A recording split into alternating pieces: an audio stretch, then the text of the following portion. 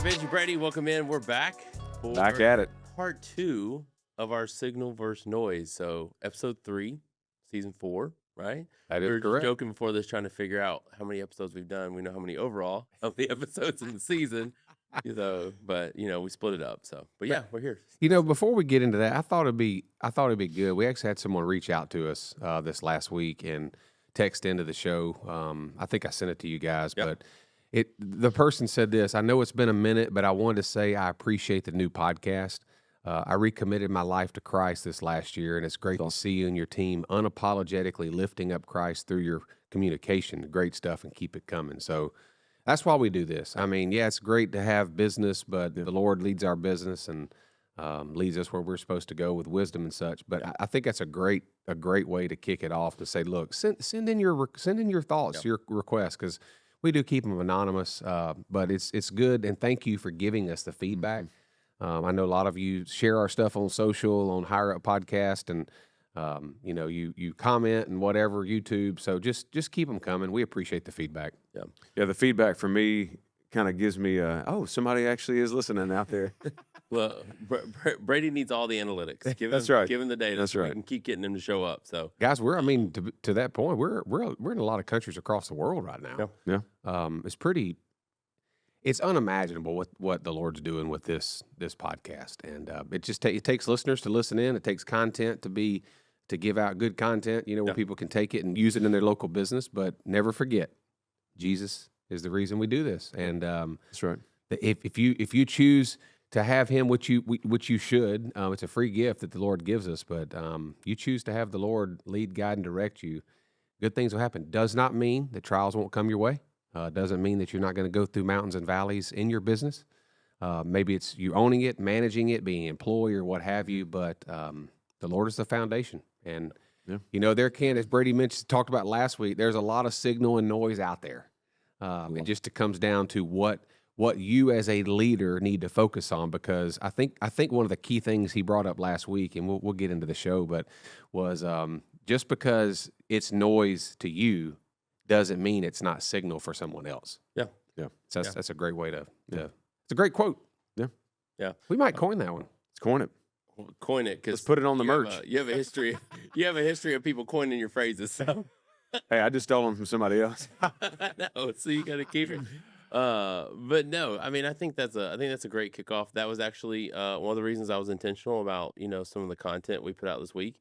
I thought what was a great way to start off season 4. Yeah. Where you were talking about, hey, what are you going to give up this year? What are you going to give up to God? What are you going, what are you thinking through that you've got to, kind of let go? And so that's something that we're working through. Like, my wife and I are still kind of fasting. We're still doing some things. We got some stuff we're trying to stick to. I mean, we've got to figure out, we've already talked to, what do we want to do this year? I know we brought that up in the first episode of the season, but, we're still thinking through, well, what do we want to do this year? What vacations we want to take? What do we need to, what right now in our life is just noise that's slowing us down, that's making us, it's things that we don't need to be a part of, not whether it's negatively affecting us or positively, whatever it is, what's taken away from our family, what's taken away from our, just mentally. Like I know you guys deal with it. You're stretched. You have people wanting something from you every single day, all day, that was something I was going through last week. I got to figure out, okay, what honestly do I need to signal in on? And what do I need to realize? Like, I've got Could be noise, could be signal. It could be. And so I got to figure out what is the most important for right now and kind of focus on that. So Speaking of signal and noise, Adam, I was on a video call with him yesterday, and I'm like, why are you outside right now? Was there any noise going on in your office? No, Yeah, there was. We are doing construction. I told him, we hopped on a call yesterday. I said, hey, please forgive me. He was like, well, I saw like trees. I said, are you at Oak Mountain right now? Like, what are you doing? And I was like, no, our church has been going through some construction. So there's 5 of us in one room that was never meant to house 5 people. Oh, goodness. So anytime I take a phone call, I had to go out last week. So hey, but you focused on the signal. Yeah. And stepped outside. No, last week too, I had to leave that room about 18 times because Brian Stone, I think I talked to him more last week than I've talked to in my entire life. I hope he listens to this. But I did. I think he and I were on the phone every other hour when we were just like prepping for storm. And and all that. Yeah. So, but yeah, it was it was a lot of noise yesterday. But that's a great example Yeah. because Yeah. we had things we had to discuss, and I Mhm. can't like that for me especially. It Like, would've I been can't hard. focus if there's other things Yeah. going on. I have to hone in on it. So.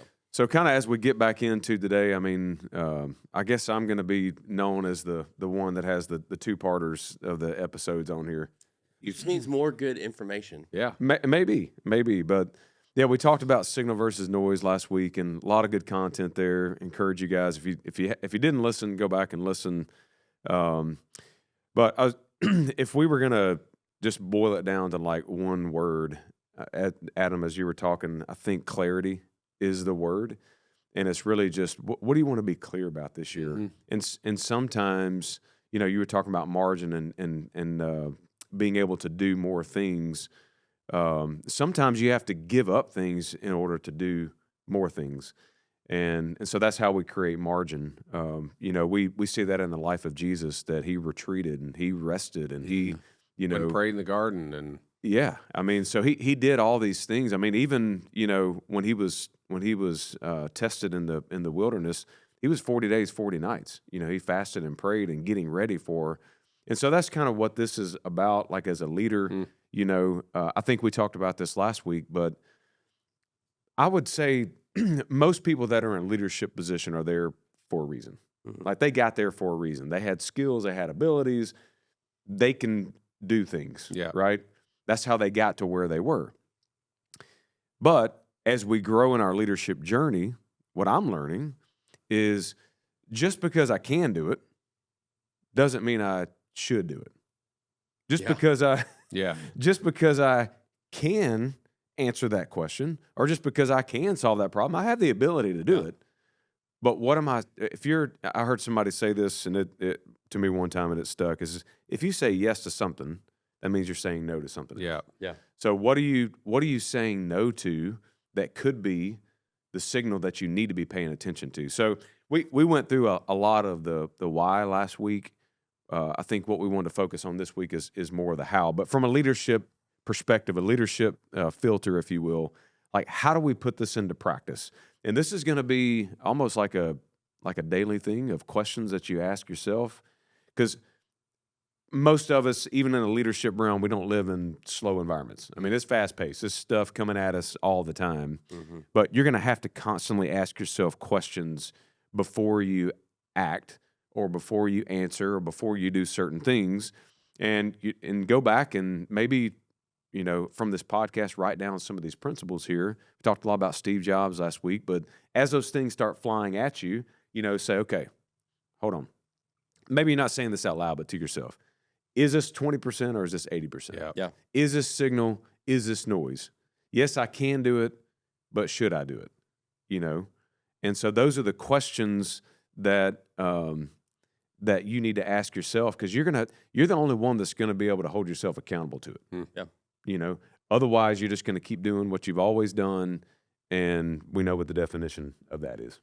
Well, and what you're saying, I feel like is real timely. Like even this morning, I got a message from somebody, and they're like, "Hey, I just want you to know I went ahead and did this. I didn't, I was supposed to get A this week, but I didn't get B, so I went ahead and did C." So we're talking through it, and I was responding back to the individual, and I was like, "Look, something like, can you do it? Yes. Okay. Like, and I even said, hey, I'll put on me. I need to be better about making sure my team members are aware and making sure these things are done. And I'm trying to get away from that. I'm trying to get away from not having to remind everybody, but Yep. we're working through that. And I told the individual when they messaged, I said, look, here's what I want to challenge you. You have to let that person fail. Yeah. Yep. Like you have to let that person fail. And I was like, I know that's tough. And I know you have things that you want to do.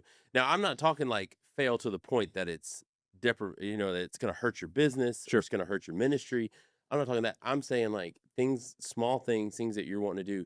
You have to get off your plate. You Yeah. have to let them go. And I said, I know that's tough. And I said, I want you to know I'm working through the same thing. I'm trying to let things go and realize that I've got to coach these individuals through what we're trying to grow. We're trying to have a bigger team. We're trying to be better so we don't have to worry about these things. We don't have to have that. But if you come in and save that individual every time, then you're just going to end up doing it all the time. Yeah, that's right. And it's going to fall on you all the time. And that doesn't need to be. Your focus needs to be here, not here. Like, and I don't mean to say it's negative, but what that person did, I'm like, and this is going to sound negative with it, but it's bottom shelf in terms of what you need to be doing, right? Same thing with what you guys do with from ownership. There's things that could you do it? Yes. Yeah. And it doesn't mean the person doing it is demeaning their job or what they're doing. Sure. But That's right. you have larger things that you've got to handle, so that way you can keep pushing. You want to hire more people, you want to grow, you want to be able to give raises, you want to be able to have more benefits. Guys, you got to let me handle this while you handle this. That's Well, right. to that point too. I mean, good. as a leader or manager, no one's ever going to do it like you. I mean, That's right. they're not ever going to do it like you. I shouldn't say ever. If you don't give them the chance to do it, they're never going to do it like you. So you have to your point, you got to give them a shot to try to figure it out, and give them coaching and guidance along the way. Yeah. But again, what could be noise to you could be signal for someone else. So you give them the chance. Well, and to flip that too, and you're always, I hope you feel this way, but you're always going to think like, I'm going to do this the best way. Like, I'm going to do the best job. And I want you to. I think there's a very thin line between being confident and cocky. Like, hey, but I think where you grow as a leader is in your head, you're like, I do this well. This is what I do. This is my look. This is all this. But I think where you grow as a leader is saying like, okay, this person still does it to a high quality that will bring some type of improvement, that we're seeing some type of, ROI on, whatever it is. Just realizing that, I may think it needs to be here, but even being here doesn't mean we're doing less of a job, but we're still seeing a return. That's right. Yep. So let's look at some real life examples, and most of our examples are in the ServPro world because that's where we live. But I think these could be applicable to a lot of different environments. Adam, you touched on this. I know that I have struggled with this as a leader in my leadership journey. But you hear about a situation, you hear about a problem, and you just want to go fix it. I still struggle with that today, and I can fix it. I can fix it right now, But if I'm spending time doing that, then what am I not spending time on? You feel like you want to be the hero, right? You want to rescue the situation. And when you do, let's just be honest. We feel really good when we do that. Yeah. Like, oh, I was the hero, But that's not necessarily the best situation. See, I'm different in that case. I'm glad you said that because I'm like, thank goodness it got done. Yeah. I'm not necessarily thinking about being the hero. And it's not a bad thing. You guys both on different spectrums. It's like, man, we got that thing accomplished. It's off my list. I can move to the next thing. And then another noise comes along, right? And you got a signal going over here, and you're like, okay, I'm going to get that one put out. So, sorry, I didn't mean. He'll send you No, that's like, good. I need to get this off Because- my list. Is it done? Yeah. Yeah, because different people are going to react in different situations, But as we need to be developing other people. We need to be developing leaders. We need to be developing people, on our teams. But so that's kind of the ServPro owner is we're just putting out. We are in the fire restoration business, but we should not be putting out fires with our own people all the time. Yeah. Well, think about this. What yes gives somebody else an opportunity? And when I say that, I'm not saying yes to you doing it. Yep. Yes to you allowing your team member, your leader, to do something you 100% have the ability to do by you saying yes to me, like, hey, yes, you go do that. What opportunity have you given that individual to grow, to experience something? Maybe you've experienced plenty of times like, hey, now it's your turn to see what it's like to be in this seat. So, well, we may have talked about this on the podcast. I don't know. But there's a principle out there. I think even maybe Dave Ramsey has talked about this, but it's the 1-3-1 principle. Okay, we've talked about it in our leadership meetings. When somebody comes to you, okay, so let's say that Adam, I report to you and like, hey, we got this problem, then I'm expecting Adam I'm just going to be quiet and let him solve the problem, right?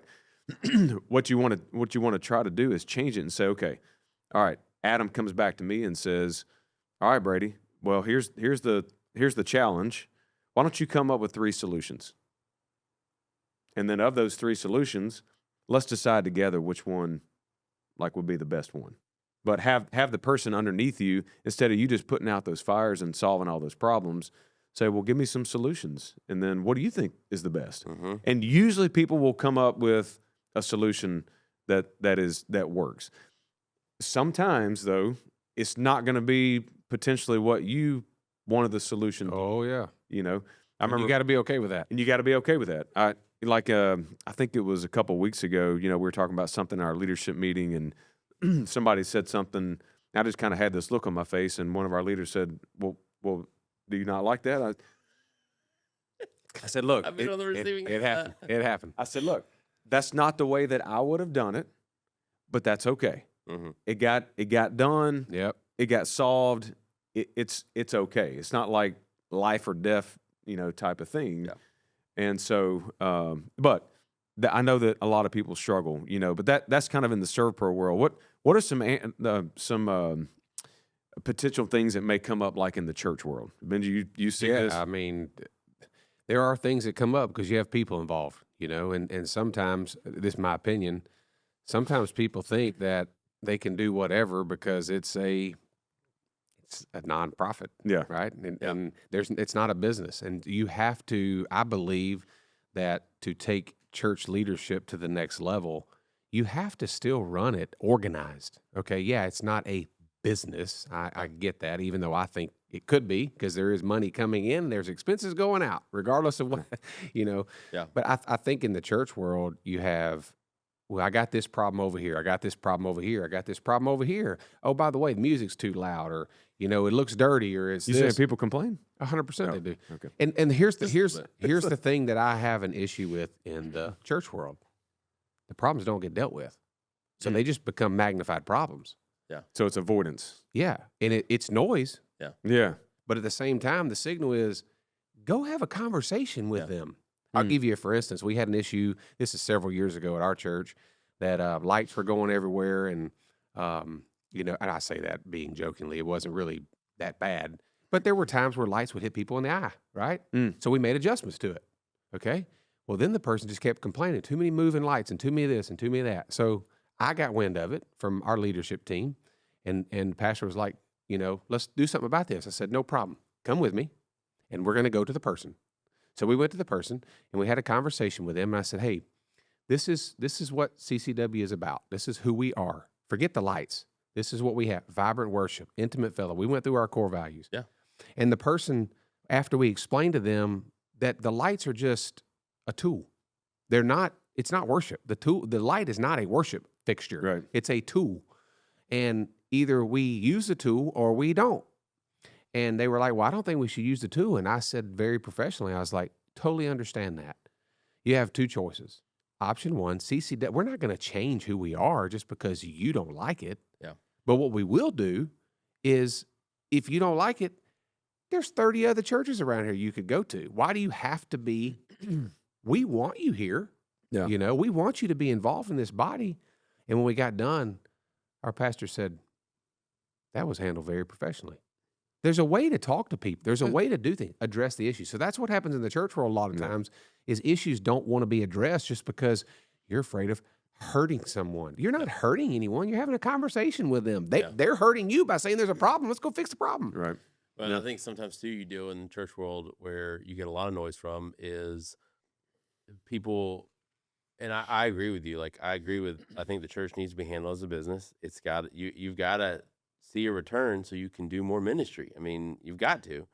But I think a lot of times people be like, well, they feel like because of what they tithe and what they give and the things they do, they should have a voice. And I'm like, but that completely defeats the purpose of tithing. Like, Yeah, whether somebody gives $1 million or $1, they're giving out of the abundance of their you're heart. trying to give. And you got to think too, you're creating more noise for your church. Like, hey, and that's the other side. Like, hey, you have a church that obviously cares. They're trying to appease to a lot of people. I mean, there's a lot of different people, and I've always agreed with that. There's different places you can go because there's different opinion for everything. Like where my parents go to church, it's just not for me and our family. Yeah. But my parents thrive. And they're probably involved. And they're involved. My dad teaches Sunday school. But you know what? That fits who they are. Yeah, sure. And so it does that. So I think I think that's something that you have to see a lot in those things and realizing like, hey, you don't have to appease everyone. And I think that's for church or business. I firmly believe we've moved into a time, especially in business, where I hate to say it, but the customer's not always right. Yeah. And I don't say that negatively, but what I'm saying is because we've moved into a world, especially dealing in what I deal with like customer service and dealing with, like digital marketing with Google, people now can just do whatever they want to do. They can say whatever they want to say, and there's no ramification. That's right. I was going to say there's no consequence. There's no consequence. Now, we can go in and, we try to prove it. Like, our team does a really good job. Like, we've got one right now we're dealing with, but we get all the facts, and we go in and we do it, and then we hopefully send it to Google, hey, this is how it is. But I think a lot of things too, we're moving into those things where people create noise, and you got to figure out, all right, what really is the thing here? What's the issue? Well, Brady, two things before we move on to this, because one, I'm as being a part of there's a large ministry that Brady and I are part of. I'm on the board of it, but it's the Isaacson Foundation, the founders of ServPro. The number one problem that they've found across the world, not just America, but across the world, is a discipleship, a leadership in the church. Yeah. And how do we multiply disciples, So I have two schools of thought. We should be multiplying disciples through discipleship programs, whether that's groups or classes or Bible study, whatever you want to call them, doesn't matter. But the second is never stop having the Great Commission is I was about to say, lead people to Jesus. Yeah. You have to have I think you still have to have both. Because look, if we're not following the Great Commission to get other people to come to church, right, or to lead them outside the four walls of the church to the Lord, how are they ever going to be discipled? Yeah. So you have to have the constant, bringing people in, getting them, if they're not a Christian, they become a Christian, and then they get discipled. That's how we were raised. Yeah. So, but I think that's the biggest thing is a real life application is how do we multiply disciples? Yeah, absolutely. Well, I know we're kind of coming down to the wire here with this episode, but where we started this whole thing last week was really asking every leader a question. Are you tired? Are you frustrated?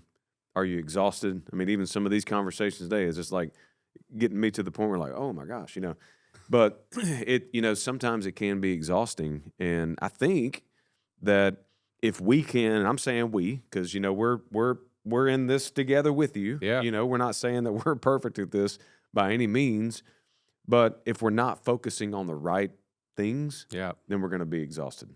There are only things that you can do.